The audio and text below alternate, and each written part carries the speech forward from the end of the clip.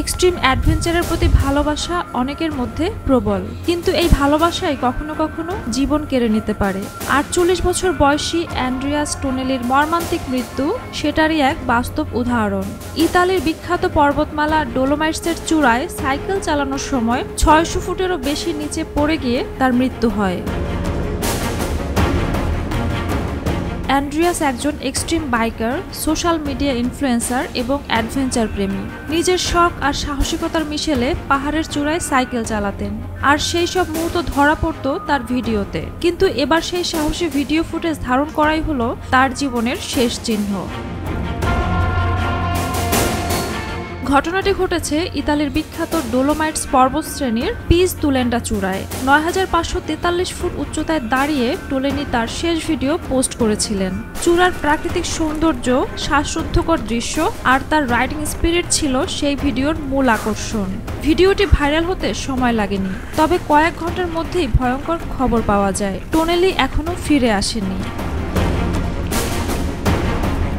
মঙ্গলবার রাতে তার বন্ধুরা জানান যে তিনি রাইড শেষে আর ফেরেননি। এরপর শুরু হয় উদ্ধার অভিযান। অবশেষে গত ১৬ জুলাই বুধবার সকালে উদ্ধারকারীরা তার নিথর দেহ খুঁজে পান ইতালির ভ্যাল গার্ডেনার ভ্যালুঙ্গা অঞ্চলের একটি গভীর গিরিখাতে। ধারণা করা হচ্ছে নামার সময় ভারসাম্য হারিয়ে ৬০০ ফুটেরও বেশি নিচে পড়ে যান তিনি।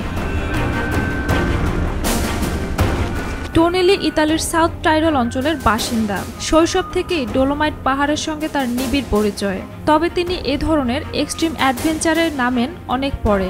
টোনেলি নিজের চাকরি ছেড়ে নিজের নেশাকে পেশায় পরিণত করার সাহসী সিদ্ধান্ত নিয়েছিলেন।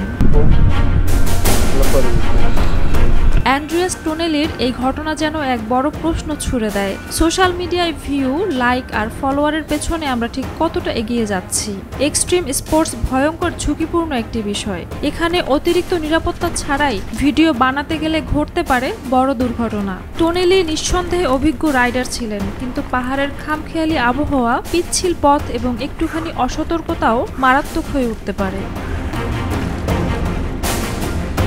ঝুমা মৃধা, বৈশাখী সংবাদ।